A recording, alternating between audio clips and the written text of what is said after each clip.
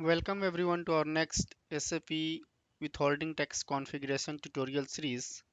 Here in this tutorial, we will check the recipient types.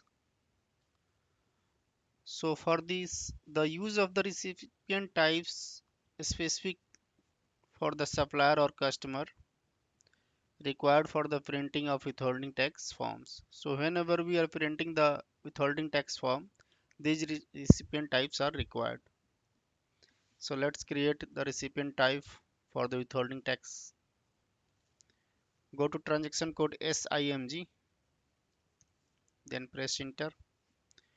Then go to financial accounting here, financial accounting global settings, then withholding tax, extended withholding tax, then go to basic settings here and click on check recipient types here. Enter the country code here, then click on continue. Then after click on new entries here, and Excel I have already maintained. So just I will copy from here. I am creating for both the invoice and payment posting withholding tax keys. So two for payment and two for invoice companies and others. Press enter, then click on save. Continue.